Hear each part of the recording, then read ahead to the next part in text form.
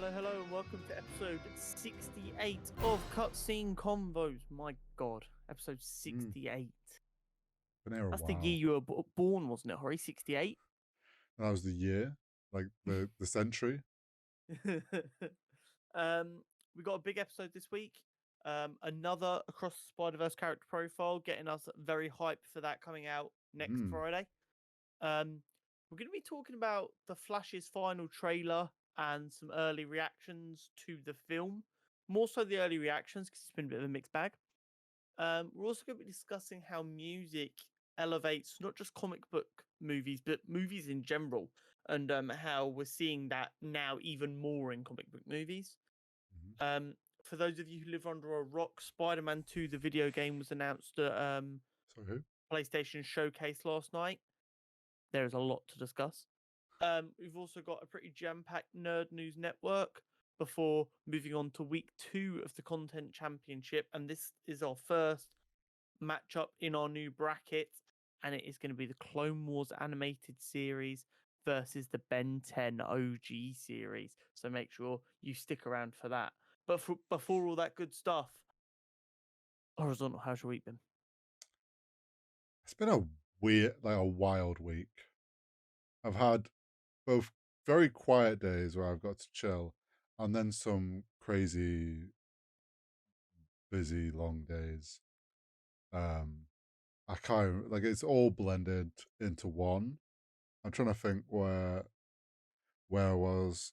I mean, my parents have been away, so I've had the house to myself, which has been nice. But what was it? It was like at the weekend on the Saturday. I had to was a good grandson and took my grandma to an appointment, which then British healthcare system. That was an all-day job in the end. Hours. Yeah.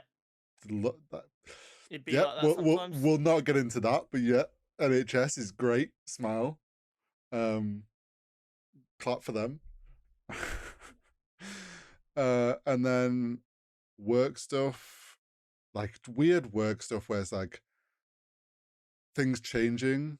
So like having to redo some of the same graphics like over and over because there's like small like sponsor change or like, oh, we're now adding this, and it's like just not like a huge deal. Yeah, just a lot of revisions on things, which is like fine. It's just one of those like situations where you can't really help it.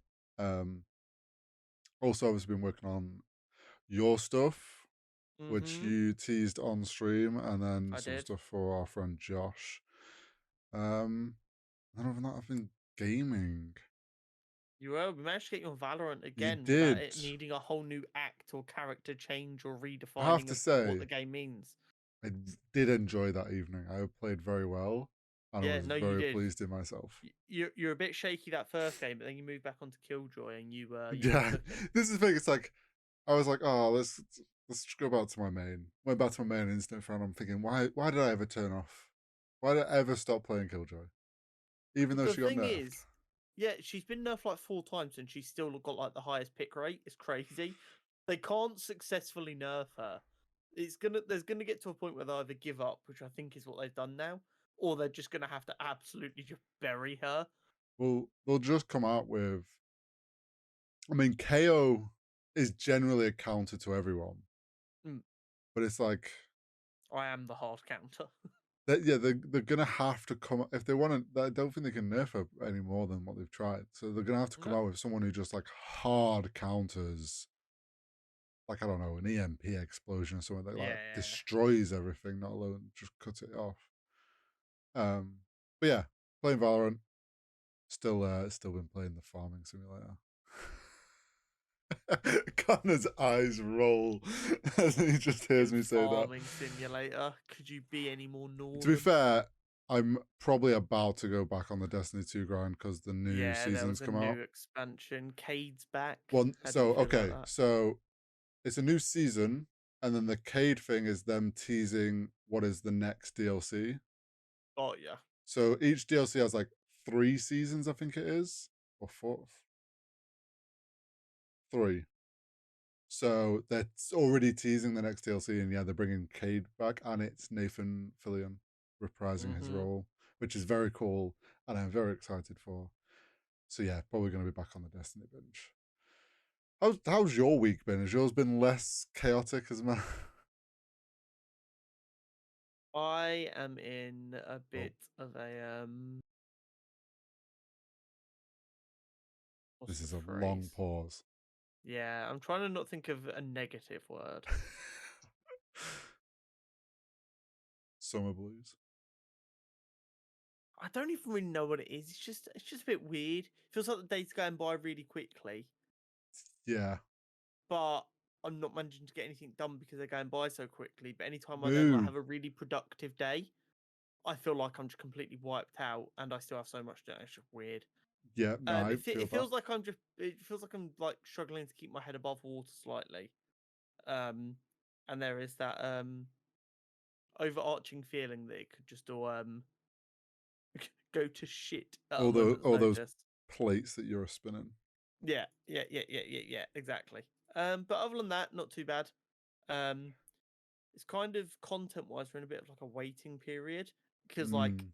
from next week it all just kicks off major style. Yeah, it really does. Yeah.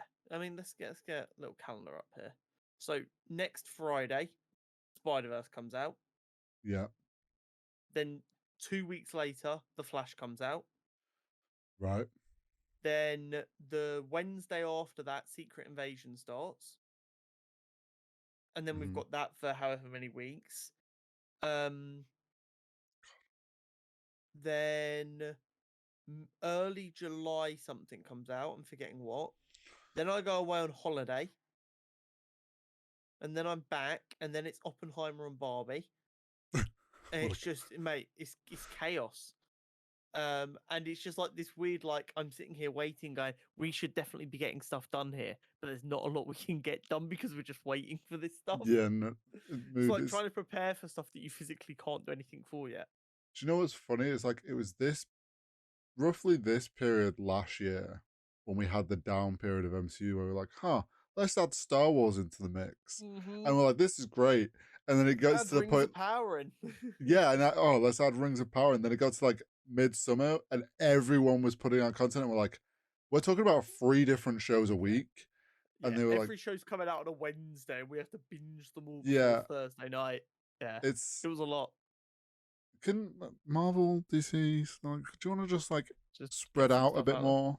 there. Like, keep us going on a more even playing field than just Yeah.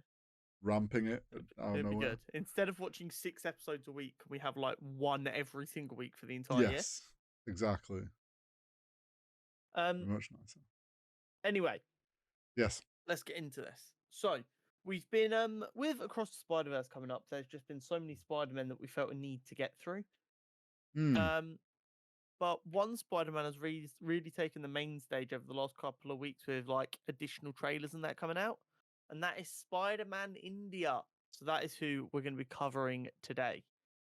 Okay. So Spider-Man India, aka Pravit Prabhakar. I Nice. apologize if I fuck up multiple of these names, by the way. It is not my native tongue. I will do my best. Um, First appeared in Spider-Man India #1 in January 2005. So, So, like, he wasn't made for Spider-Verse stuff. okay. He was created as his own character well before Spider-Verse stuff was really a thing. Mm-hmm. As like they wanted to try something out. So Not against it. no, so he is definitely a bit different to the version we're going to see in Across the Spider Verse. Okay.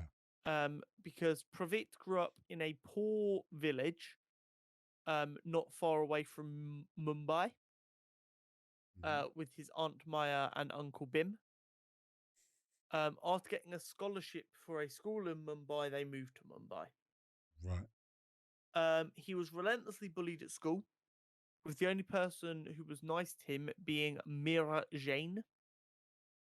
And the main villain was the local crime lord, Narlin O'Brien. It looks like it's supposed to be based off Norman Osborn, but I'm not sure about the pronunciation. Yeah. Um, and he was the local crime lord. And what he had been doing was searching for an amulet, Right. um, to perform an ancient ritual, during which he then became possessed by a demon, and it released other demonic-like spirits out. Was it also green? One day, while being chased by classmates, Pravit encountered an ancient yogi who bestowed him with the powers of a spider. So this version of Spider-Man wasn't bitten by a spider. Interesting. However, he didn't use these powers to intervene and stop a mugging. Not long after he got them, but his uncle tried to intervene, which led to him being stabbed and killed. So the death of Uncle Bim taught Pravit that with great power comes great responsibility. While he does have a very similar rogues gallery to Spider-Man, as in he has a Doctor Octopus, etc. They are all more demonic in their styling. Right, okay. So instead of Doctor Octopus having 4 metallic arms, they're more like fiery demon arms and stuff. To go with, I think, more traditional Indian folklore seems to be what they thought they were going for. I don't know how accurately they managed to pull that off. Yeah. That seems to have been what they thought they were going for. He then later joins up with the Superior Spider Army, just like Spider-Punk did, after the Donnie from Earth 001, who wanted to kill all the spider totems, started hunting people. Oh, yeah. So a lot of these characters have come together in a story before. Interestingly, after meeting Peter Parker of Earth 616, Pravitz became very nervous that actually he was a copy and not an individual. Because their stories are so similar, he felt like he didn't matter as much. And it was actually Spider-Man UK who explained to him that while we might all be similar, we are all special and unique in our own way, and we all have something to offer. Which will be interesting to see how that might be portrayed in Across the Spider-Verse. Because in Across the Spider-Verse, he's like in the bit we've already got of him, he's very bouncy and excitable. He's also not from Mumbai, he's from New Mumbai City, which seems to be like an amalgamation of Mumbai and New York rather than just Mumbai. Okay. So there's definitely been some changes made. One of the big changes is the design. Oh, okay. He looks nothing like how he looked in the comics. They've done a brand new design for him, which is much better for Across the Spider-Verse. Okay. And I'm actually quite excited to see how his character does. And I think it's going to be very, very interesting to get so many new Spider-Men in this film. It's very exciting to see. Like, these ones that we're covering the character profile, but also there's like going to be some very obscure and then just some fun ones. Yeah. So, yeah, it's going to be great. Very cool. Right. The Flash. Yes. That's a look of concern. I am so confused. I think so is DC, but that's. I have a lot of hope for this film. I still have a lot of hope for this film. So it seemed, and like this was memed on Twitter to fuck as well. It seems like a lot of high-profile actors, writers, directors got very advanced screenings of this film. And some press people. Yeah. And they all seem to adore it. And it was almost like they should have had hashtag add in their tweets, some of them. Because it just felt laid on too thick. And then we got the first kind of early, like, influencer screenings. And it was a really mixed bag. Now, I did a little bit of research on the people. And I don't want to say people are writing reviews with ulterior motives. But the people who seemed to hate it had a lot of restore the Schneiderverse propaganda across their feed. Right. Whereas the people who seemed to enjoy it didn't. Now, That might just be a case of the people who enjoyed the Schneiderverse films. This isn't their cup of tea. It Maybe. could be something as simple as that. But it does seem like this. I mean, this film is going to be controversial no matter what, purely because of the presence of Ezra Miller. Agreed. But the people who are saying they like this film are people whose opinions I trust. So I haven't seen the ones where it's like the influencers, but obviously saw all the like directors and stuff, which, like you said, it felt a bit like hashtag ad because of how thick they were putting it on. I Yeah. also think though there's definitely an influence of, oh, I'm friends with the director, or like they're friends, and it's like, well, I'm gonna support their project. It's either that or this film is genuinely a masterpiece. Well, It's one or the other. I've seen like a couple of mixed bag people that have been like, it's a great film, but it hurts itself in some of the ways it's edited. Like, it seems like some of the editing to it and like chopping it, or like it's too choppy in place and things like that. Like the issues where we've said a lot of these films struggle in the third act or whatever. Um, I'm wondering if they're the ones that are more weight to actually what this film's gonna be like. Is like, yeah, it might be a great film, but it's going to have some issues. And the ones that are like, oh, this is rubbish, are the ones that are just so like too can't look past those, or like it's influencing them more.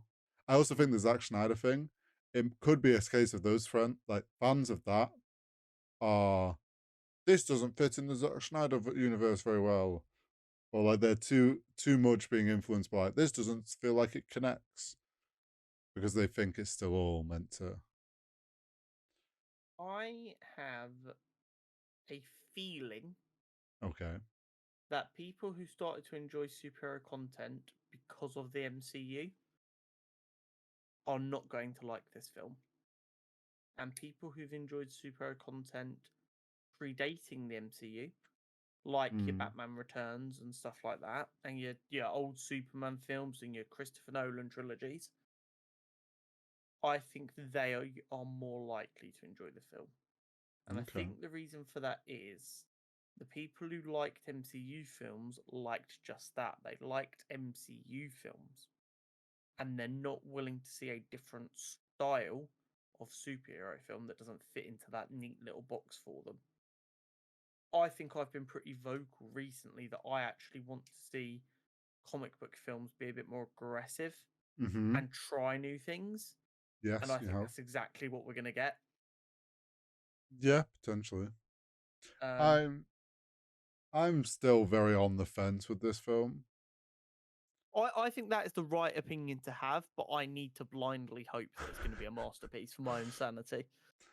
Uh, I hope to be pleasantly surprised, but I think if I walk out of there being disappointed, I also won't be surprised. And like I've said more so I think than you, but at the end of the day, it doesn't mean anything because we're going into a new DC, Yeah. and it's like Um, if it's great, cool, we got a great Flash film. If it's not the end of the world. I'm sure James Gunn will happily use Flash again in the future. I don't think this film's going to deter him from using the Flash if it does poorly. yeah. Do you know what I think? Like, it's like a really weird, like, It has it's an nothing to lose. unhealthy kind of mindset from me here. But seeing the Flash show finish with this film coming up, part of my brain's like, if this film goes badly, they have a perfect excuse to just go no Flash content for a while. And that is Mm, not what I want. I think I trust enough in James Gunn that like he has very, and I think we can both agree that his choices so far and what characters he's going to be using have been very good. I trust that he will see a place for the Flash in all of this. He's not like, it might not be we get a Flash anytime soon again, but like I don't think it's going to be like that's it for Flash for a while. I think he'll be closer than we realize. I think we get a Wally West Flash instead of a Barry Allen Flash, Quite which wouldn't possibly. necessarily be a bad thing. No, it's a possibility. But, do you know what I haven't heard anyone talk about in regards to the Flash? Okay, go on. The soundtrack. Nice segue. Smooth. Thank you. Silky smooth. Because I mean, it's no surprise after watching a James Gunn superhero film that my thoughts drift to music in films because Yeah, he's one of the very best to do it. yeah, he is. Um, Guardians of the and not Galaxy is yeah, prime. but you can use music effectively in films in a number of ways. Like another one of my favorites for well used music is Edgar Wright and the Cornetto trilogy. Okay. Because like you've got a number of scenes in his films where he uses music really, really nicely, like in Shaun of the Dead, in the bar Yeah, scene where they're trying to get the jukebox on, and they finally get it on as the old man waddles out as a zombie, and they're all beating yeah. him in rhythm. Um, and I mean, I don't think it's like particularly nuanced or interesting to just say music can enhance and hurt a film. I don't think that's a surprise to anyone, but I think we can have a more nuanced discussion than that. Well, it's. I think you can do it like two. There's two levels to it, in my opinion. It's like you can have a great soundtrack and great choice of music, and it will elevate the film, and you'll hit those emotional points with through the music that you want. Then there's like Guardians of the Galaxy level where, like for Volume One, that soundtrack became kind of iconic for just the MCU. Like everyone heard those songs and was like, "Oh, Guardians of the Galaxy!" Like it brought in, and they were '80s songs, if I remember correctly. So it's like James Gunn being very smart was like he used this idea of like a mixtape from a set time period and picked very iconic songs, but Yeah. also fit perfectly into the thing and played them in a clever way and like weaved it into the story itself. So it was more than just a soundtrack to the film; it was also part of the writing. Um, If we just go back to my Edgar Wright example quickly, just yes, because I said the Cornetto trilogy, but you've also got Scott Pilgrim versus the World, which yes, famously uses music. yeah, He also did Baby Driver, where the entire premise was yeah. music. Attack the Block. I'm not sure. Did you ever watch Attack the I Block? did. I've seen it a couple times. That's a proper British film. rogue film that I don't think outside Britain many people know. Do you Are you aware that John Boyega's in that? Well, yeah, yeah, yeah. So Yeah, when he obviously appeared in the trailer for Star Wars, I was like, "Oh shit, it's the Attack the Block guy." yeah. Um, so like Edgar Wright is very big on his use of music, but he used it in a very different way to like a James Gunn, who's like Mm, James Gunn uses music to punctuate a scene, yes, whereas Edgar Wright uses music within the scene, and it's more how the characters interact with the music for Edgar Wright. Whereas yes, for James Gunn, although the characters do interact with the music, it's more about what that music can do to elevate the yeah. audience's feelings during a scene. Agreed. It's like what both are just trying to pull the audience in just different ways, Mm-hmm. and I do So think for comic book movies, especially, like it's a very good. Like, another like example from like the MCU that I think is iconic is from Iron Man when he um cues the music. I forget which song it is now exactly. Is it Black Sabbath when he starts building this first yeah, Mark II, and it's like that song comes on, and you think it's like it starts to add for comic books. It adds like it helps bring culture because comic books reference a lot of like actual real world culture. yeah, they're Um, huge on pop culture. yeah, It's their bread and butter. so tying like pop culture music in just adds to that and makes total sense for comic book movies. Mhm.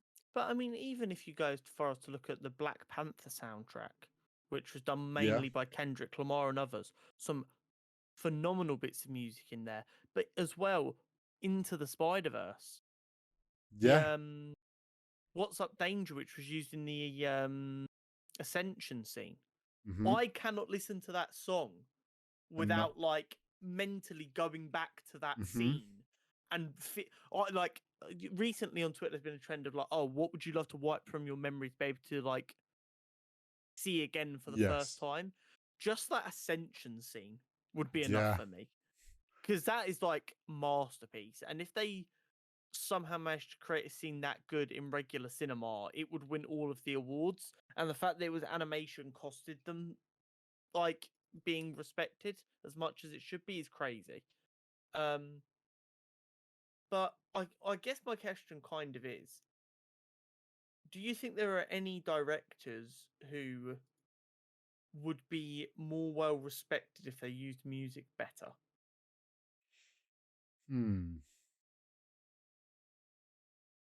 Probably, but I don't know. None immediately come to mind where I'm like, they've got poor,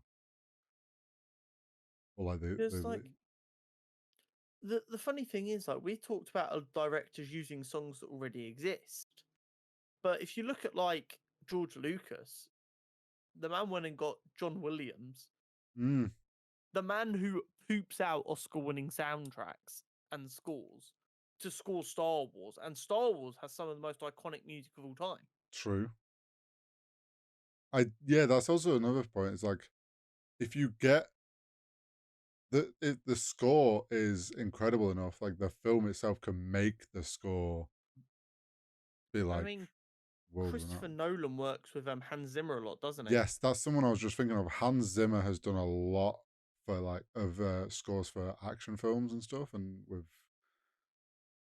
it's Yeah, like I'm trying to work out how many films Hans Zimmer and was it just Interstellar they worked on together, or was it no, others? I think they've done more. Dunkirk, Inception. Yeah, Yeah. So like it's interesting. What you get is you get your Edgar Wright and you get your James Gunn. Although they do it slightly differently. They take songs that already exist and put them to a scene to like yeah, punctuate the scene.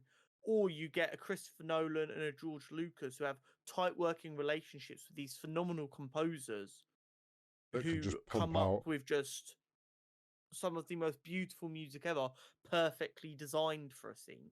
Yeah, for Like like a scene and its emotion. to this day, people still talk about like the metronome when they're on the water planet on Interstellar, Yes. and that like tells you how much time is passing and stuff like that. Um, Do you know something else that's just come to mind of like um, more similar in like how James Gunn and Edgar Wright, Stranger Things. Look at the last season of Stranger Things with Running Up That Hill. That was an old song, like forgotten about. Like, yeah, sure, it probably came on every now and then at people's like playlists, but that song was they used it in such a strong way in the show that then it brought it like a new life to um that entire song and like, it was in the charts again. So if you can find the right song and like tie it and like really write it in, like it does elevate things a lot more. mm. And I mean, I know like everyone likes to give Michael Bay a bit of shit, but his use of music at the end of the Transformers films, and don't get me wrong, I know the Optimus Prime like speech with the music and like the shots all go together beautifully, but to this day, you get people memeing it on Twitter, and it always goes hard. Well, yeah, it's You get perfect. some like early 2000s kind of like emo punk, like building up to this crescendo before you go into the credits, and it does. It gets you pumped. Um, like Do you we've know? discussed it a number of times while gaming. There are some songs that you like listen to them at the right volume, and it gets you so pumped you feel like you could punch down a brick wall with your bare hands. Yeah, there are certain songs that through whatever, like whether it's period of time or through films, like songs that are in Michael Bay, like they're obviously just unknowingly tied to that like hype up emotion, like feeling. So then you just hear it and you're like, oh shit, I like it's go time. Do you know what's funny Mm, about Michael Bay though? You bring him up, it's like I feel like people forget like he has great scores and song choices and things like you say with Transformers. He's complete that no one really talks about that because everyone thinks Michael Bay explosions. Like he's just overshadowed any of his other abilities with his use of Yeah. explosions. What was the one that was used by Sam Raimi for the first Ooh. Spider-Man? I can't remember who did it. I think it was it Nickelback? Oh, I don't know. I know Nickelback get a lot of shit. Nickelback get a lot of shit.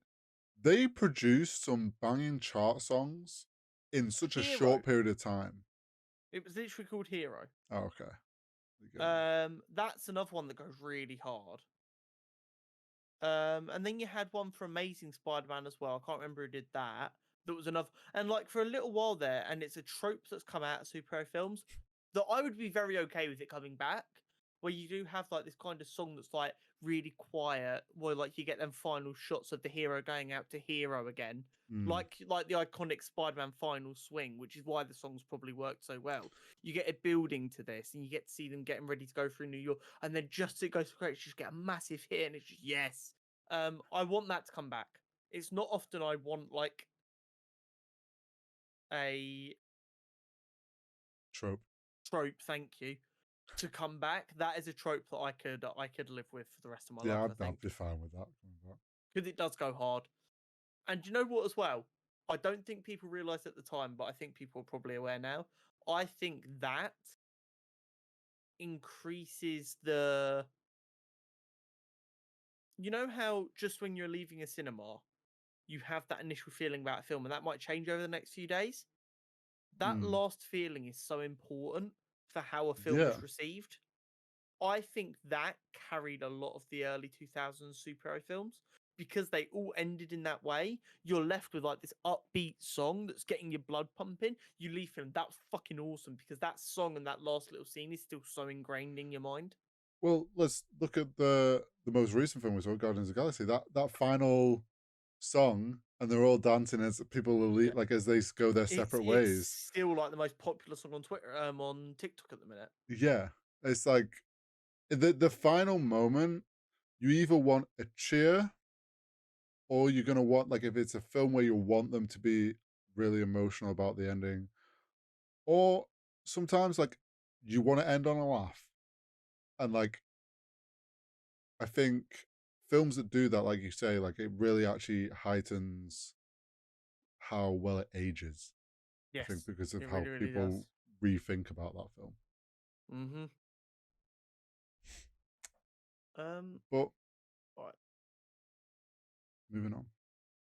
Should we talk about something that has got me ready to spend hundreds of pounds? Yeah, I mean, honestly, I'm surprised you haven't already got a PlayStation. I'm surprised you were able to hold yourself off till they came to PC last time. Yeah. So we're talking about Spider-Man 2. So when Spider-Man came out initially, Hmm. I was fighting demons to not buy a PlayStation 5. I was like, you can't buy a PlayStation 5 just to play one game. And then by Mm-hmm. the time Miles came around, I was unemployed. So I was like, well, I don't have a choice. And then with Brain being the way Brain be, I'd kind of forgotten about them. And then they came to PC, and now I know what I'm missing out on if I don't get a PlayStation 5 for Spider-Man 2's release. Yeah, you've played it now, so now it's like Mm. you know what you're gonna But see other after that people play announcement, it. while we were playing Valorant last night, me and Luke was like, "I will speed run that game in like a week, and then I'll drive my PlayStation down to you so you can play it." I was what, like, "Fucking bet." what a legend. But yeah, no, this. So Spider-Man 1 and Spider-Man Miles Morales, I made no qualms about when they came out during the existence of our podcast on PC, Yeah, and I played them. How they are two of the greatest games ever made. yeah, these are things you've said. Spider-Man as a character is just perfectly built for video games anyway. Correct. And then what Insomniac did and went, okay, yeah, cool. It might be easy to make a decent Spider-Man game, but what if we make a fucking phenomenal Spider-Man game with a good story and phenomenal character design and everything else? Um, and I mean, everyone's been waiting for this Spider-Man 2 announcement. They have. Do you know what I do kind of love? And it is actually a good thing. With Craven the Craven film coming out this October, Mm-hmm. I was worried that the reputation of Craven the Hunter was going to be destroyed. This game is going to protect that reputation. Well, my first note is, can we get them making the Craven film? Because if It anything, looks like it's like Insomniac fucking gets Craven. it's wild that, like, let's be real. Obviously, so it's Insomniac that are making the game. It's not like Sony is having the say, but it's like it's wild that Sony is going to be making a shockingly bad, potentially bad Craven film. But then we've got Spider-Man 2 coming out where Craven looks fucking incredible and how Craven should be. And Well, it's really interesting because I didn't know this until earlier today. The game rights for Spider-Man are still owned by Marvel and DC and Disney. oh, It is simply a PlayStation deal. Yeah, it's a PlayStation deal through Insomniac. So the reason these game stories are so good is because Sony don't get to fucking touch them. It's still Marvel. Like, oh, this is what you should do. This is how Craven Yes. should be done. Yes. Okay, that makes a lot more sense then. Mm-hmm. But do you know what that does mean? Well, Are we all ready to put a conspiracy hat on? oh, here we go. Spider-Man Ready. came out in 2018, the game. Mm-hmm. Then in 2021, we got Spider-Man No Way Home, which featured 6 villains, a kind of Sinister Six, if you will. Uh-huh. And the main villains of the Spider-Man game was the Sinister Six. Okay. Now in 2023, we are getting a game where the villains mentioned by name or association are Venom, Craven, and the Lizard. Yeah. We know a Craven film is coming, and there We is a do. Spider-Man film due like late 2024, early 2025. Mm-hmm. And people are begging for Spider-Man to face off against Venom. Well, let's add to this conspiracy. In the end of No Way Home, we had that Venom got TP'd away and he left a little drop, a little splooge of A Venom goop. Yeah, symbiote or whatever you want to call it. Symbiote. So, I mean, if that makes its way to New York. More interestingly, in the documentation and writing surrounding this game, this Earth is giving its number in Marvel continuity. Okay. So it has a multiverse ID. Okay. And it's coming out 4 months after Across the Spider-Verse, in which we know the Insomniac Spider-Man design is in the game. And they mention Doctor Strange and that kid on. It's all tying together. I swear to God. We are getting at least voice acted, potentially live action parts from Tom Holland, Andrew Garfield, and Tobey Maguire in this film. And this is the last time I want that to happen. It was hype for No Way Home because we hadn't seen them in so long. Yeah. For Across the Spider-Verse, it makes complete sense. Yeah. After that, leave it for a while. Because it's still the same actors, it's still the same characters. After that, leave it until we're like in our 50s. Well, I'll be in my 50s, you'll be in your 70s. Referee. And we've had 2 or 3 new Spider-Man actors, and then bring them all back and give us something to really be hype over. Well, do you know what? Okay, so playing off of that, we've got completely sidetracked from Spider-Man 2, but bring them, like you say, bring them back for Spider-Verse, voice acting or whatever, and put them away for a while. And like before the show, or before recording, we discussed, and I said, or we were saying how we think Miles Morales should be the face of the MCU when it comes to his time. And I said, well, you could do that when Tom Holland's stepping away from Spider-Man. It's like a handing of the reins. obviously introduced him before then.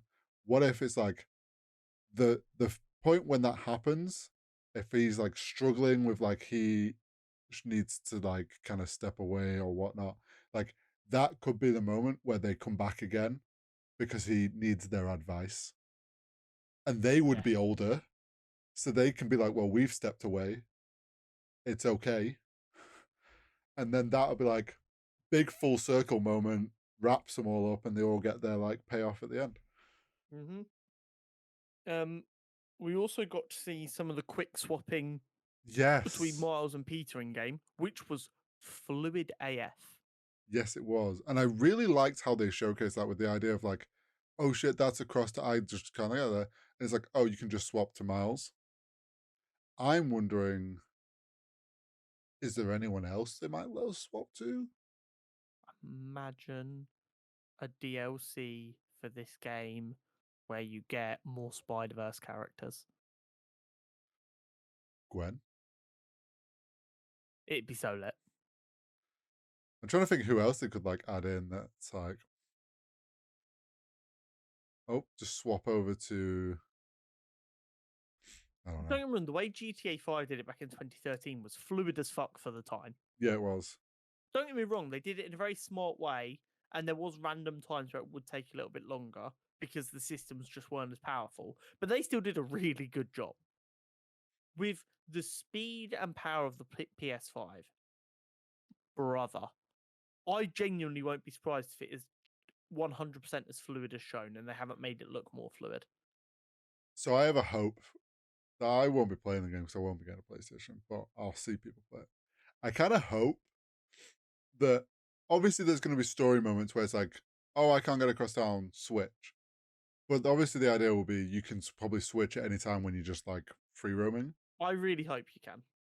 If that's the case, I hope like you can switch to Miles and he's just like sat on a rooftop mid eating a burger and you're like, oh, it's Yeah. go time. Or like he's like on the street taking a selfie with someone and then it's like you switched him and it's like you're catching them mid act or something. Yeah. They could have some fun with that, and I hope they do. But also the abilities that were showcased, there was a The lot. way they showed it off is so good. So, couple of bits Mm-hmm. that I've seen people discussed on the interwebs. Traditionally, the symbiote suit doesn't use tendrils when Peter's using it. So Okay. people are a little bit weird about that. Don't really care. Yeah. Some people are saying it looks a bit too weird and slick. And like there was two schools of thought, and that's like, well, yeah, it's an alien symbiote. Of course, it doesn't look like cloth. And then other people like, no, in the comics, the reason he wore it was because he thought it was just cloth because it looked like cloth.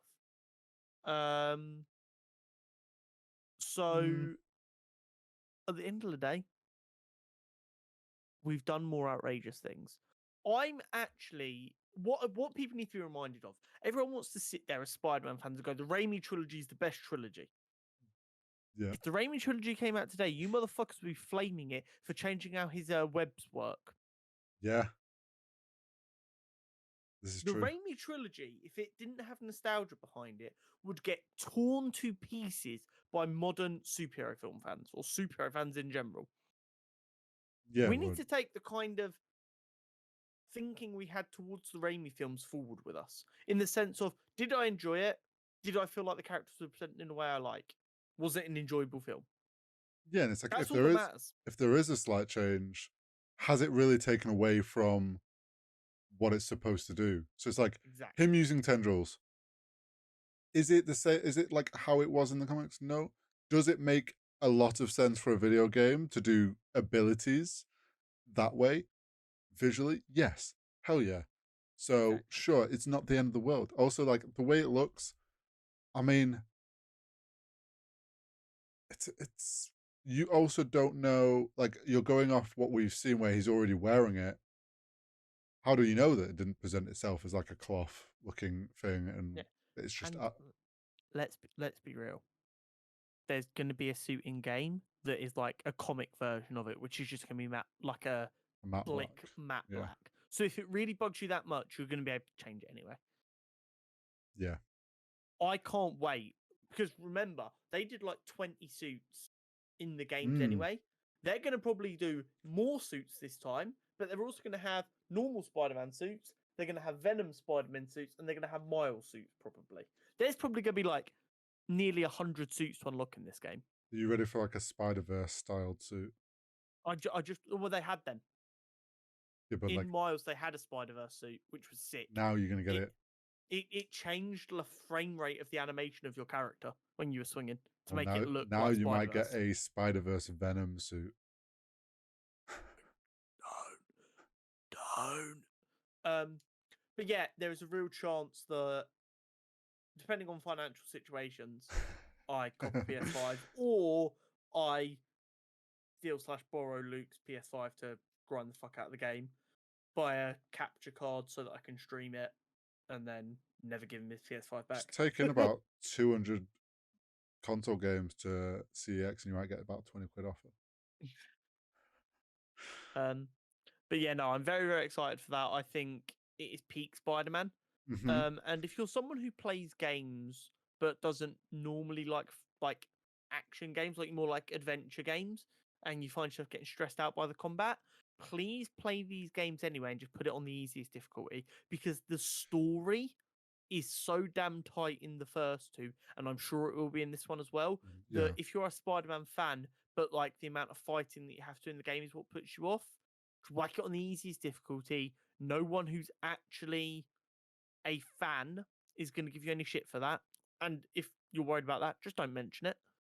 And enjoy the experience anyway. Please, I implore you. Do you know what's wild?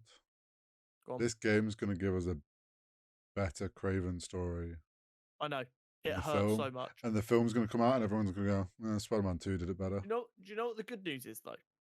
It means the layman is going to fully understand why absolute nerds like me are so angry. Yeah. They're going to get it. Yeah, everyone's going to... Yeah, this thing. They're all going to play Spider-Man 2. And then they're like, oh, Craven film. They're going to be watching that. That's going to be sick. Huh? Sorry, he's protecting animals? He's a vegan? I've just seen this man try and eat Spider-Man's heart. What do you mean? He's just ordered an oat latte? Excuse me? Another thing that you may or may not have seen on Twitter, but everyone is begging for. So Shocker was one of like an early game boss in the first Spider-Man game. Yeah. Everyone wants a recreation of the scene from the animated show from the 90s.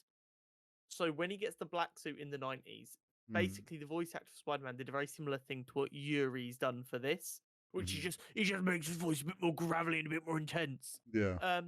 And with 90s voice acting for a kid show, it is a bit quirky and funny, but it's still quite good. And he's chasing off the Shocker, and he just says some of those out-of-pocket shit while he's in the black suit. So he's like, you can't run from me, Shocker. I'll tear this place down to find you. You just see Shocker fucking booking it upstairs, looking like, fuck this shit, I'm out. And everyone is begging for that to be made an Easter egg. That would be quite good, actually. Because it would just be so funny.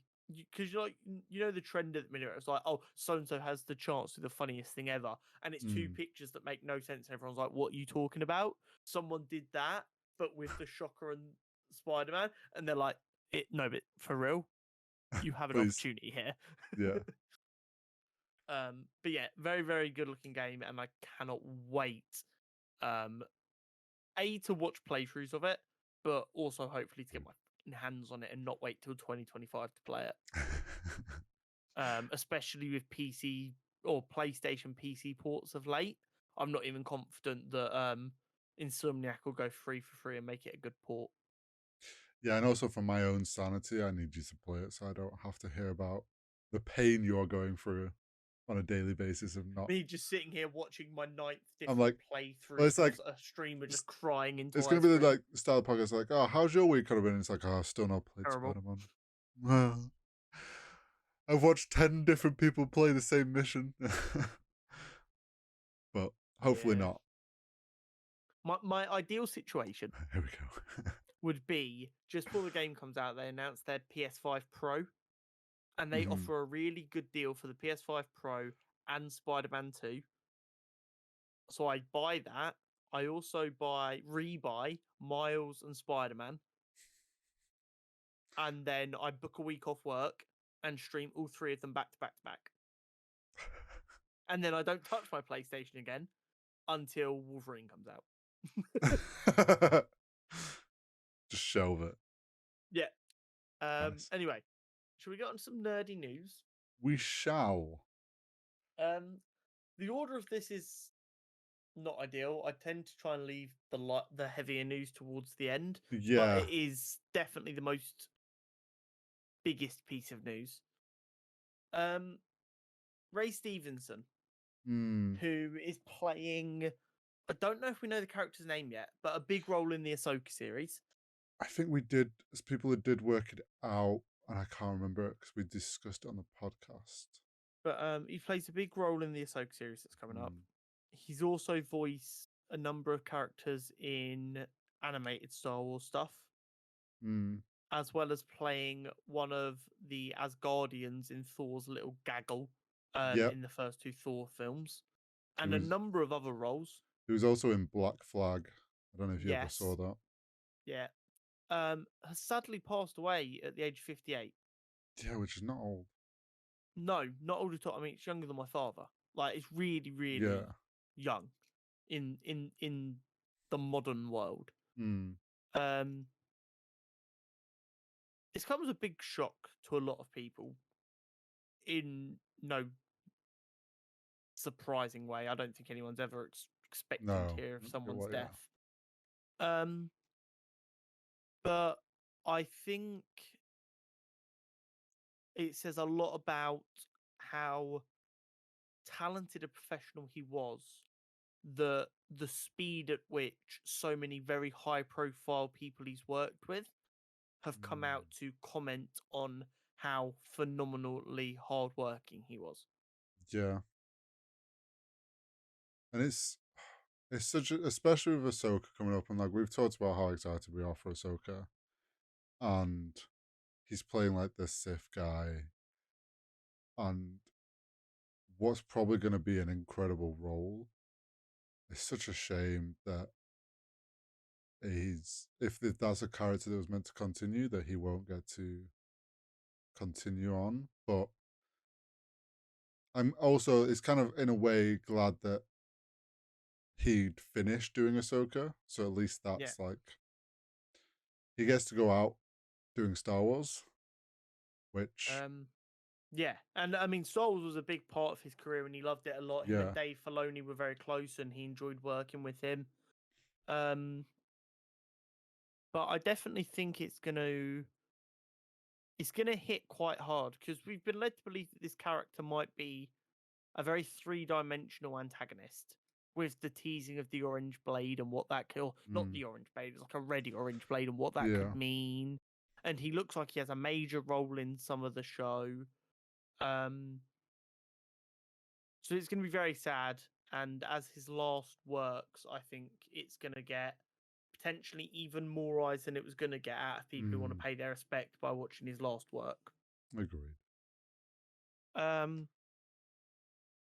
In something that doesn't feel as massive comparatively, HBO Max have absolutely shit the bed with their launch.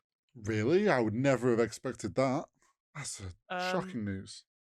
I felt like on the day the launch happened, every 5 minutes or every 30 minutes, when I'd go to just check anything, I'd see more information about something else that has been cataclysmically done wrong. Do you know what's wild? I didn't even know it launched. I mean, to be fair, it's not launched for us, so that's not necessarily as large a surprise. So, first and foremost, the issue started when everyone who'd switched their subscription over found out that the app wasn't just going to be updated, they had to delete and re-download a different app. Why? Why? Do you know what that screams? Incompetence. Yeah. But that's like, we have this team that's like managing the HBO app, we're gonna just get a new team. We've got this new team building the new HBO Max. We'll just get them to build a new app rather than like trying to figure out a way to like build it as an update. And that's just a case of like, well, someone will have gone, hang on, why didn't we just add this as an up? Like, why have they got a whole team in to build an app? I don't know what they thought they were doing, but it's bad. And then, even better, some users were apparently charged for the old service and the new service. Classic. So apparently, some people who didn't opt Cancel. into auto transfer Yeah. got charged one last time on the old service, which they shouldn't have been, but for some reason they did. And then obviously they bought the new service separately, so they got charged for that. Someone didn't flick a switch to turn the. Yeah. They assumed everyone would either just fully cancel or Oh, 100% HBO was like. or opt into their auto switch. But People. it doesn't seem to have happened for everyone, which makes it even dumber. Well, it'll be a case of like, oh, people will auto transfer, or they'll just cancel. It's fine. We'll leave it. It's not going to be an issue, or like someone's not even considered that like it would be an issue. And then if someone in HBO is probably like, we'll just leave it because maybe we'll earn a few extra pennies, and maybe no one will notice. Like these guys won't notice that they've got charged twice. They're subscribed to all sorts of streaming services that are stopping them being able to afford a mortgage. Yeah, What a mess. It's outrageous how they've done that. The tagline, which isn't a horror show in of itself, it's not as big an issue as the other two, but it's fucking laughable. Okay. You ready? Max for streaming HBO.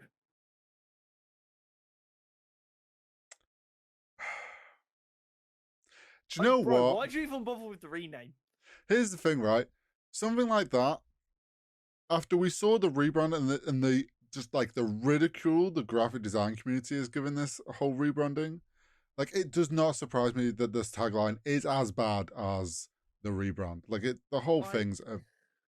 It just feels like this entire thing has been organised by 95-year-old white men in a boardroom. Really, it's literally it's gone. We feel like we want to look. So they're like, we're launching this new this merger. We need to rebrand. We need this needs to be like a big fresh thing. Yeah, but what do we do for a rebrand? We'll just keep it the same like that. Just twist it around a bit, like it'll be fine. Yeah. Cut off there, like so we'll call it Max, like it sounds big and epic, and it's like okay, and then tagline. Well, I mean, it's the same thing. It's just well, they don't know it's for HBO now, so we better tell them. yeah, like honestly, this is gonna go down in like at least the graphic design. Like when your kids are gonna get taught graphic design, it's like bad corporate rebrands. It's like this is why was this wrong? All the reasons that this rebrand was a mistake. And then it's like you look at it, and this is a reason all these rebrands were great, and it's like a brand that did great off of it. Well, it'll be like the old FedEx logo that everyone used to get shown. It's like, can you see why this logo's so cool? Once we show it to you, you'll never see the logo the same again. It's like that arrow in the E and the X. Yeah. We're like, oh, that is actually really cool. And then you just got Mac. It's like, what is that for streaming HBO? It's like, what? That shouldn't be a tagline. You dumb fuck. Honestly. And then To top it again, off. it's not a huge issue, but it's just a bit of controversy you don't want around a new service. well, it's like on top of everything that was going on. Yeah. So with the user account, similar to Disney Plus, you can choose a character to be your icon. Woo! Fun. So they've got some of the Justice League Unlimited icons. They've got some of the Titans icons, and they've got some of the Justice League icons from the Snyderverse. The thing is, there's a bigger mission. There is not Ray Fisher's Cyborg available as an icon. And this, realistically, has been decided that it's because of Warner Brothers' unhappiness with his hauling out bullshit on the set of Justice League once Joss Whedon took over. Hmm. And calling out Joss Whedon for racist abuse. So his image isn't there, but Ezra Miller, who is dividing the community and is, I believe, still facing criminal cases, Yeah. his Flash is available as an icon. So, as an outsider looking in, you could make the argument the literal criminal who is waiting to be tried is allowed to have an icon still, but the man who called out racism on set of one of your films isn't. Yeah, but they've got One to. could make the argument that's how that looks. But Connor, as the person at HBO here, we have to advertise the Flash film that's coming out. How will people Also, know if they can't have an icon on our new streaming service? it's just so funny. Want... Realistically, I'm sure it's probably more a case of they might have to pay Ray Fisher for his likeness. If it wasn't in his initial contract, I was going to play. like, no, you can't use my face. I was gonna say something like to play like the side of maybe DC isn't in the wrong here. Maybe wild thought, I know, but it's still not a good look. But it's like they probably need agreement from Ray Fisher to use his likeness, and maybe he doesn't want to give them that because of previous things. Fair enough. If that's the case, that's fine. But don't put Ezra Miller in there. Just like choose not to have Ezra Miller either. And then people would have been like, oh, okay, they haven't got Ezra Miller, and Ray Fisher probably didn't want them using his face. Yeah. But because they put Ezra Miller's in, it looks worse. Realistically, it probably is the whole likeness rules. They didn't get his agreement in the initial contract for his likeness for something like this, and he didn't want to give it to them now, which is completely fine. But as with everything in the world, you've got to look at how it's just going to look for 30 seconds in front of someone on Twitter, and it doesn't look great. No. I want to start a petition to add just James Gunn's face so that we can all put phenomenal. James Gunn's face as our support for his upcoming DCU. Mm-hmm. I absolutely cannot wait to see how much worse this potentially gets. Especially if they start launching it like in the UK. We'll see. Up next. I'm gonna let you mainly run with this one. Secret Invasion posters. Okay. Talk to me, Mr. Graphic Designer. So I haven't seen the new ones. Oh, have you not? So I should probably look these up.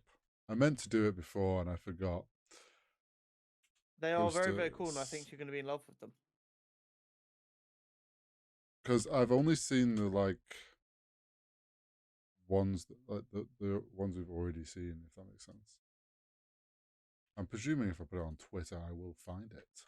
That's literally what I'm looking for now. Here you go. I'm sending you the tweet that has all of them. They're like in a thread. Oh, okay. I think I saw one of these. Ooh, so this is their way of showing us who and who isn't Skrull.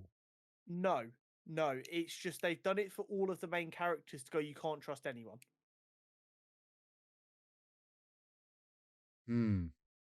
This is where they've done it to do that. So you're like, oh, they're teasing everyone, so it's not going to be all of them. And then it turns out to be all of them and more. It'd be cool. But yeah, I assumed as your creative self, you would love this. It is very well done. With like the cutouts of like certain scroll elements and the characters. It is. And it's just like, oh, who is who? You'll never know. They are leaning so heavily into this secretive espionage spy world. I cannot wait. I hope they do a good job.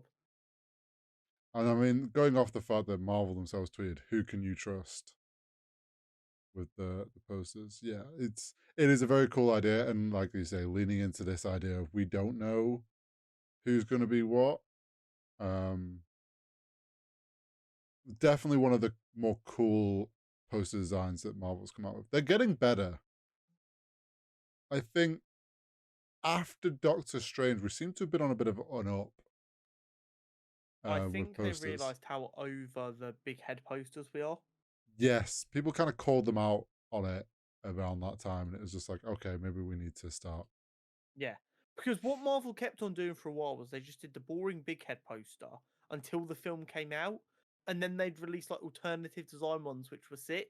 And everyone was like, why didn't you start with that, you idiots? Yeah, Give us creative posters. Let's be honest, at this point, Marvel doesn't really need to market their films that heavily. So just do no. the creative posters. Because they're actually going to be the ones that get people talking. Well, look at the uh, obviously the podcast can't see this, but the Chinese poster for Spider Verse. Yeah, They've exactly. got like a traditional Chinese artist to do it in like that style, and it's But looks I mean, sick. even the main Spider Verse poster, which is Miles Well, upside down with all the characters behind him. Yeah, it's a faces poster, but at least it's like different. yeah, like they are getting better with their marketing, which is one thing Marvel's doing good at. Yes, it is. It is. It is. It is. Talking of Marvel, Hmm. MCU, Yes, Iron Man coming up on 15 years since it came out.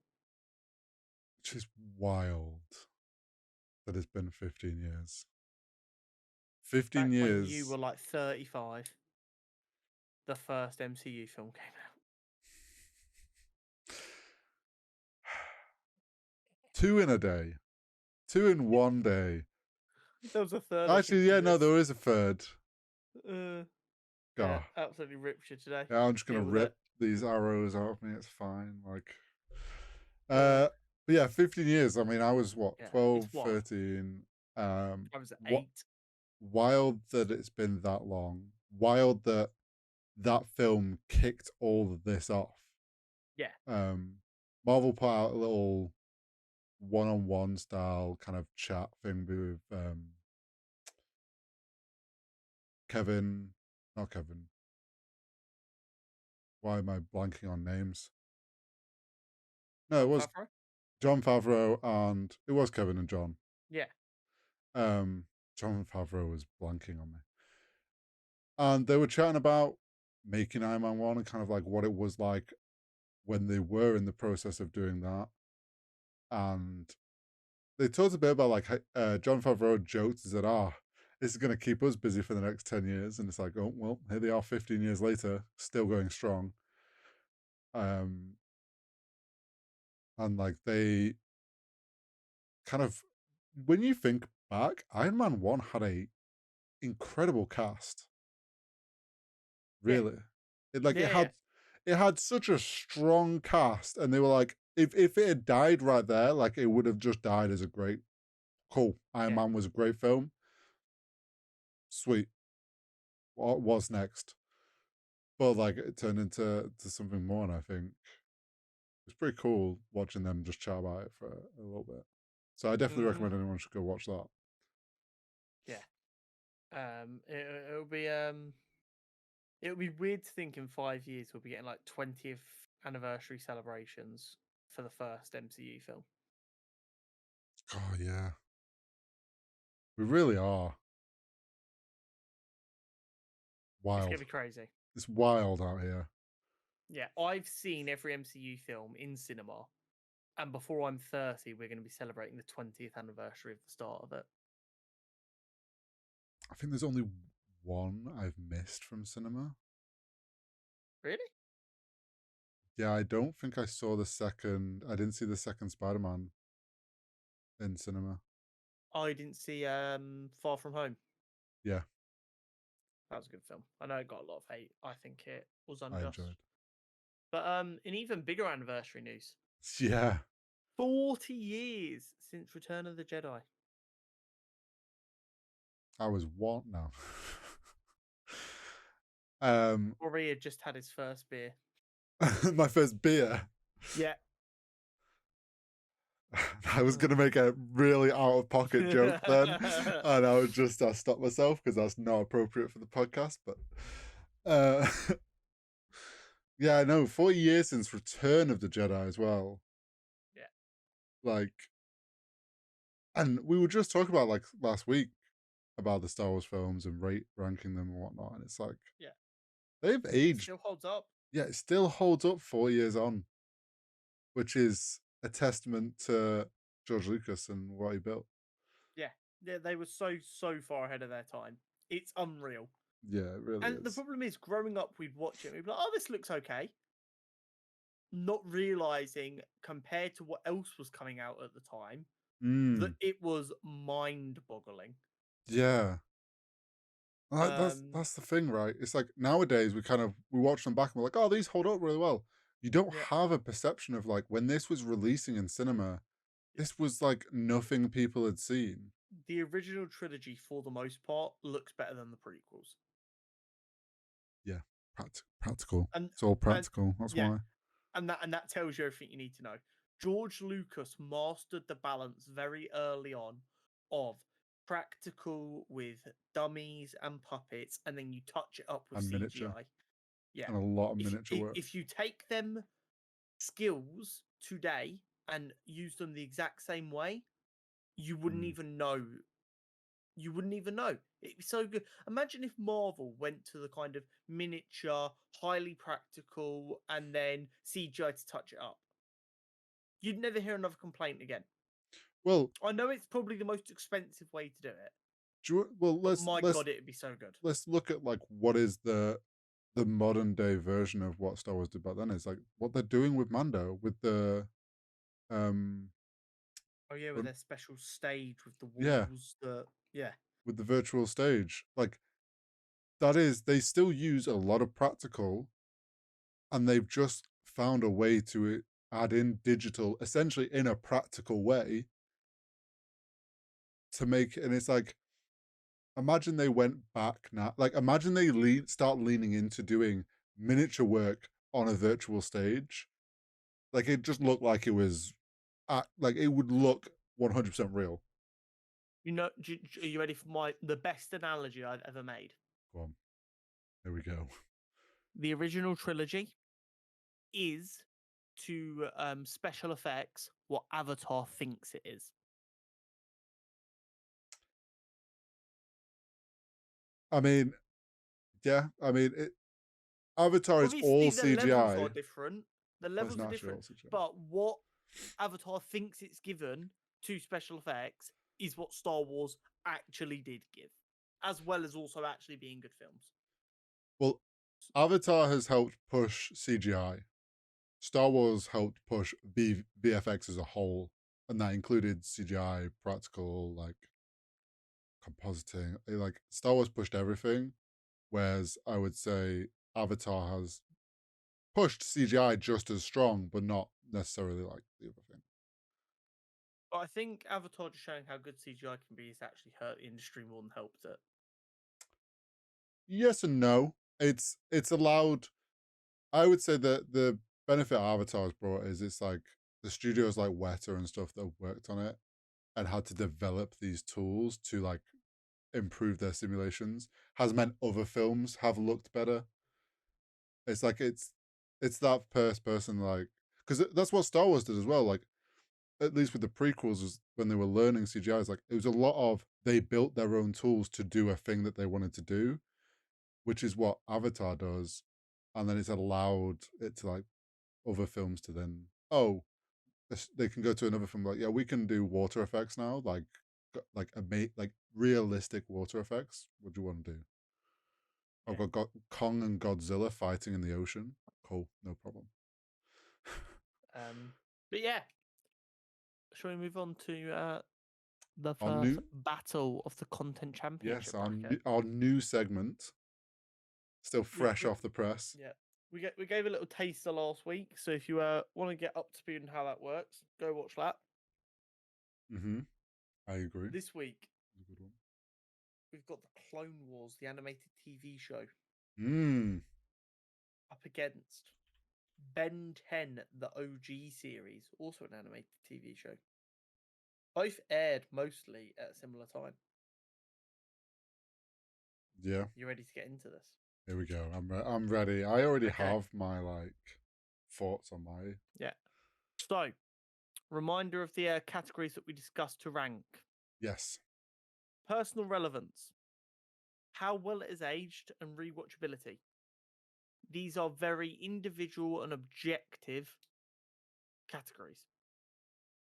Then we have three more analytical, more subjective categories in story, acting, and cinematography. Although we do need to think of a better word than cinematography because it's more just the visuals all together and how it looks. Yes. Which is more than just cinematography. So these are what we will discuss for each of them, and then we will use the information we collect to decide what is better. I think that about sums up how this works, Hori. Do you agree? I would agree. Awesome. So, with that Clone. said, should we get into the personal relevance? Or do you just want to crown Clone Wars now? No, no. I think this is closer than you think it is. I think you were too old to fully appreciate Ben 10. Maybe that's the case. Not the fact that Clone Wars is the superior show. Personal relevance. I mean, you say this about being too old. And my one of my points I put down as a note was like I wasn't much of a Ben 10 kid. I think it came out. I've looked it up. It came out in 2005 to 2008, and Clone Wars was 2008 to technically 2020, but the last season was like huge gap. Yeah. I was it's like that weird high school age where you kind of slowly are watching less and less cartoons, or like less and less CBBC and like that time period of TV, like time slot. So, I mean, for me, personal relevance, like Clone Wars holds out way high, like way more. Like I don't really have much of a hold on Ben 10 in that category for me. And That's fair. especially on top of like just my love for Star Wars as well. So, in personal relevance, because I've written notes for both sides this week. No. Clone Wars. It is iconic, and it elevates all other Star Wars media with the context it adds to the world. Yep.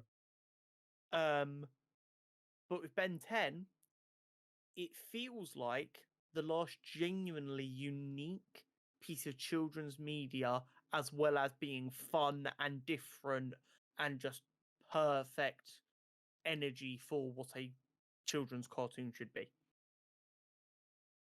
I could agree with that. I can't think of anything that's come out since that isn't Star Wars, Marvel, like a big brand that already existed that is that unique and well put together. Yeah, no, I can't either. Yeah, like it's actually obscene how cohesive that universe is. I wonder. It probably isn't really that many, but I wonder how many like if there's writers from Ben 10 went on to be, or like people that worked on Ben 10 went on to work for like MCU and stuff because it's like I wonder. working on a bigger universe. Also, when I was younger, before my voice dropped, I could do a mean forearms impression. Fuming that my voice dropping and puberty ruined that for me. Forearms was one of the aliens he could turn into. One of the original 10. Do you know what's funny? It's like I know that I just have no recollection of what he sounds like. He was red and he had 4 arms. The Almost. naming was brilliant. I mean, we can't complain about naming when Marvel has not at all. Spider-Man. Yeah, but like you had Accelerate, who was really fast, and you had Heatwave, who was on fire, and Ghostface, who was a ghost. At least they don't do alliteration. Brilliant. How well is it aged? So here's kind of leaning back into not much association with Ben 10, but like I appreciate that it's still discussed and still somewhat loved as like Ben 10 was a great show when I was younger. I would say for me, like in my opinion, though, Clone Wars has aged a lot better because of what it added to the prequels, what has been kind of even elevated in Clone Wars through other shows, and like things we've seen from like Bad Batch and Rebels and Kenobi, like and Mando, like all these things that have pulled things from Clone Wars that then have, I feel, have made it age even better. And I mean that final season, like it had time to age, and then they dropped the final season, which was a beautiful way to close out that series. Yeah. So I have a couple of thoughts here. Okay. So Clone Wars. Age is better with every new Disney Plus show at the minute. Mm. Because a lot of Disney Plus shows at the minute use a lot of the Clone Wars references. Yes. However, there is too much filler in the Clone Wars shows. There is a lot of arcs that you don't need to watch. Now that For might change, now. but at the minute there is a lot of filler shit. But go on, no, carry on. However, with Ben 10, franchise has mainly been left to die. There was 2 straight to TV live action films done. One of them was okay, one of them was terrible. I can't remember which one's which. And there was a poor reboot a couple of years back. You know, like they do with a lot of iconic children's shows where they reboot it with a new animation style and it looks horrific. Yep. That. So I don't. Ben 10 itself, the show has aged just fine, but they have done a lot to hurt the franchise since. Yeah. And like, even though you say Clone Wars has a lot of filler, I just hear there's a lot of potential, just unaged yet content. Like it's prime for aging because you're just waiting for Star Wars to go, oh, by the way, here's a reference to this one random episode. Now has all the meaning in the world. I know. I get that, and that's why like it does age better with every new Disney Plus show, which is what I said. But at the moment, there is still far too much filler shit, and there is no way all of that filler shit is going to be turned into meaningful content. A lot of that will be because it No, was a children's show and they wanted 24 episodes a season. but the stuff that isn't filler has aged like a Yeah. fine wine. 100%. Rewatchability. I'm going to go first here. Okay. Clone Wars, meh. Ben 10, even more meh. My notes. That TV shows are, as a general part, inherently more difficult to rewatch from films, Yes. I think. Agreed. But also, the amount of filler means a lot of people, at least from my experience, who do rewatch Clone Wars, have episodes that they skip, and arcs they skip. They'll go, okay, this is that 3 episodes there. I'm just gonna skip that, which I think has to be a knock on the rewatchability of it. So my rewatchability notes was Ben 10, I don't care. Clone Wars, would happily rewatch the important stuff and the entirety of the final season. There. So you do agree with me. It is Oh, meh and even more meh. Well, there is like, if I had the time and commitment, I would rewatch the whole And thing. there was because, nothing else like, new coming out. I would happily, like, I could happily sit and rewatch the whole thing. I just don't have the time to do that, or like the spare time willing to spend on that. So if I was to ever go back to Clone Wars, it's like there is a rewatch list of like what episodes are the important ones for character development, and then generally all those lists go and the entirety of the final season. Yeah. I'd say the final season is the only season where you have to watch everything, and that is why it was 12 episodes long, or whatever it was. And I feel because the final season is so rewatchable, that trumps Ben 10 easily. Just that alone. Because I care like not at all to watch any of Ben 10, but I definitely would watch the final season of Clone Wars. So okay, on to the story. Clone Wars. It's just Star Wars. I'm joking, that's not what I've written. I felt your jaw tense from here. I felt the fans running down the streets. It has many smaller arcs, some of which are peak peak content, peak Star Wars, completely unbeatable. But as we've said a number of times already, a lot of the filler stuff is 100% filler stuff, and you probably can't even remember the filler stuff. It's that, eh.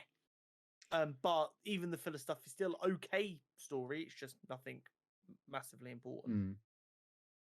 Ben 10, no skips. No skips. That's just. I mean, it's 3 seasons, all of which is pretty important. It is Yeah. no skips. It was designed to be no skips. Well, yeah. When it was getting to the point where they were running out of things to do, they went on to the next iteration of Ben 10, which was Alien Force or whatever, where he was like a teenager. So I didn't really play anything for Ben 10 because I don't know really what the story of Ben 10 is, other than he has abilities and he can change to aliens. Little boy gets Space Watch that gives him the ability to transform into 10 different aliens who all have basically one superpower. It gets more convoluted because he starts to unlock new aliens. Oh, okay. Ben 10 would have made a phenomenal RPG. Yeah. I did not try and make a game of it at one point. Yes, there was. And it was actually very good. By the end, there is a future version of Ben that comes from the future to help that is Ben 10,000. And he has 10,000 aliens he can transform into. Because he's unlocked the full power of the Omnitrix. Oh, yeah. Because the Omnitrix is like a weapon that was designed for like space police. Right, got you. And it accidentally got fused to him. Got you. And then eventually he proves he can be trusted with it. And they're like, fuck it, kid, here, have all of the aliens. For Clone Wars, I have, like we've said, a lot of fill and not so important story arcs. But I would say that there is a very strong central storyline of Anakin's growth and his development as a character.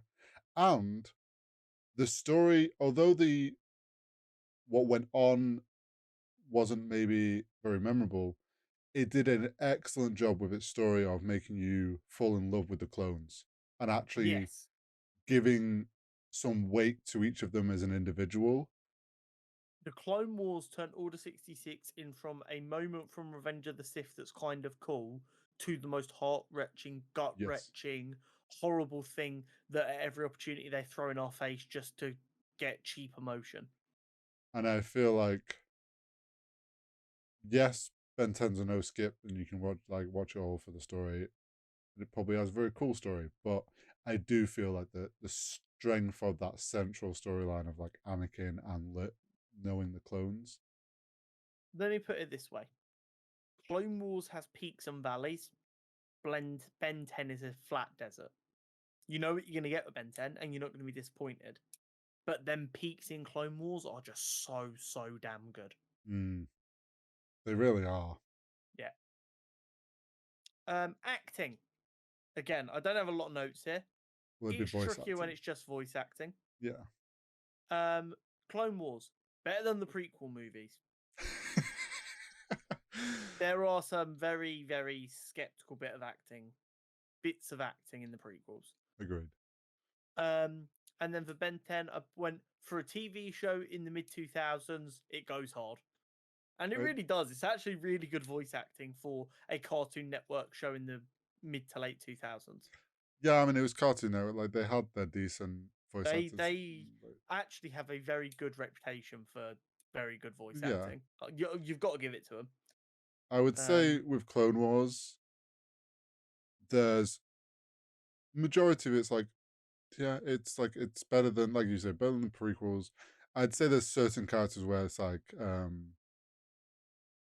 Darth Maul, I forget his name, the voice actor for him. Yeah. He does incredible as Darth Maul, and even though like he hasn't got huge moments in that series, but him Ray Whitwer.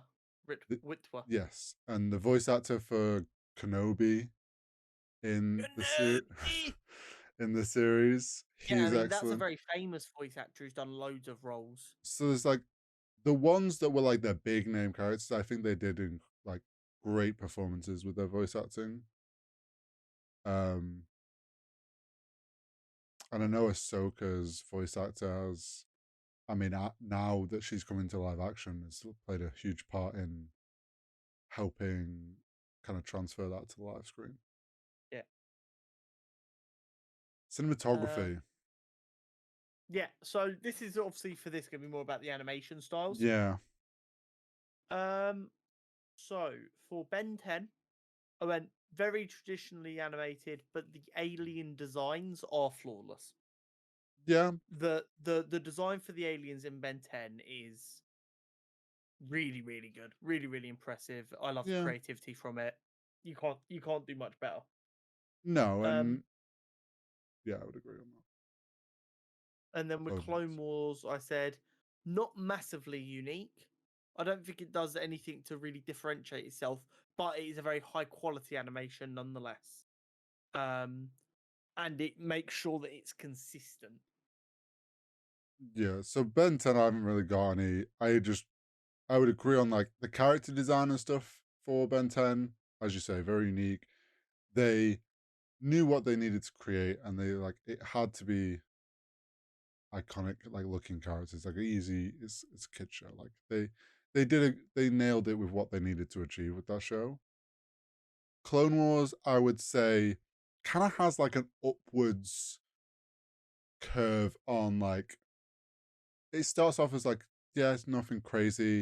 If anything, the first season I would say was a bit rougher on them, like trying to find what animated Star Wars looks like, and not because I know they did struggle with kind of going into it with the film mindset, and that doesn't necessarily always translate in animation or get you Yeah, the best things, shots and stuff. But I would say by that that final season of Clone Wars has some like incredible moments through animation, just like with music and like the final scene where Anakin's final, what people call Anakin's final moment when he goes to Ahsoka's crash ship. Like those like moments, very impactful through the animation, even though it's nothing crazy, like you say, very high quality by the end of it. yeah. They didn't. They didn't.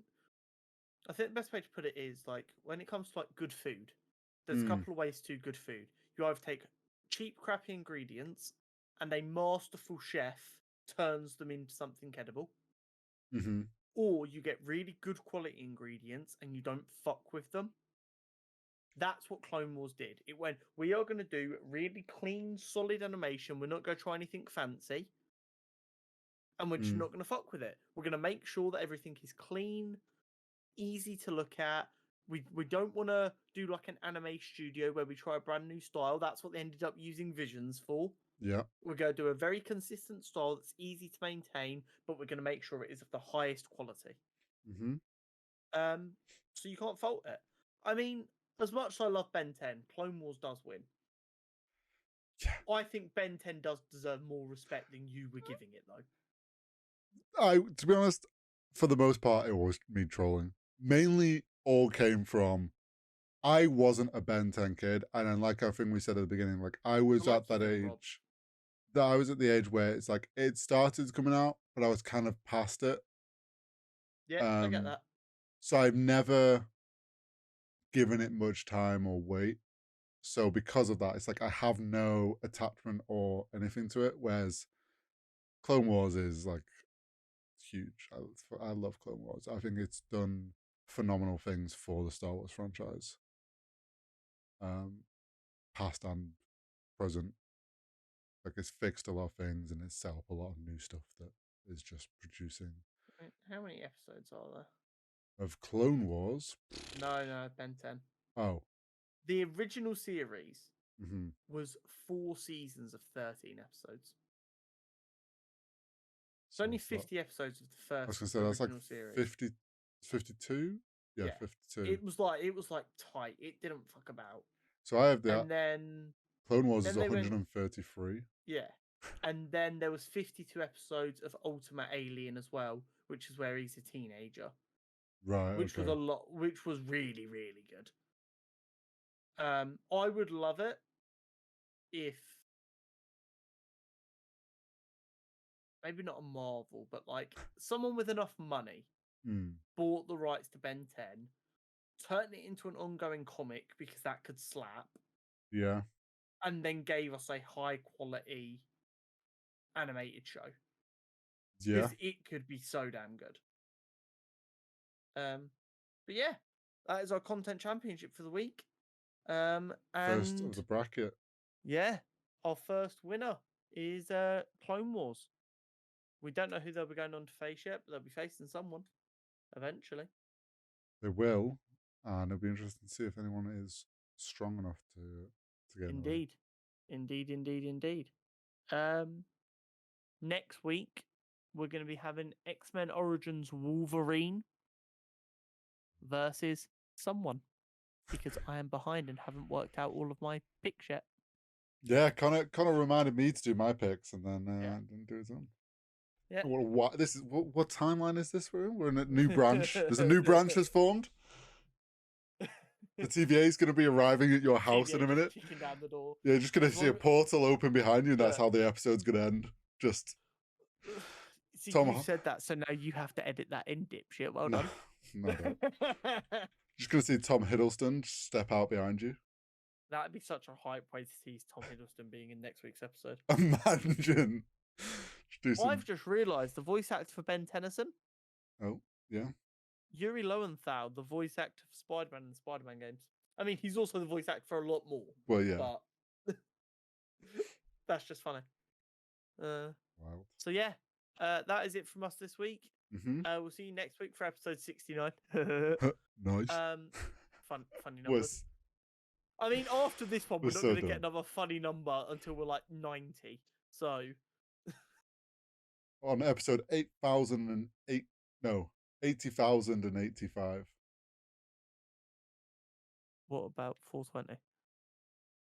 That's a funny number. Yeah, we're going to go to LA for that episode. We're going to record it in LA. Why wouldn't we go to Amsterdam? That's much closer to us. Because LA. Because LA. Because we'll be at some fancy Hollywood screening. Oh, okay, cool. For that makes sense. The finale of Marvel. For Spider-Man 73. Yeah. Yeah, cool. That's it from us this week. We're getting really bad for closing these out. Yeah, we are, but it's fine. We'll see you next week. Don't forget to like, subscribe, all that good stuff, and we'll see you next week. Yeah. Goodbye. See you next week.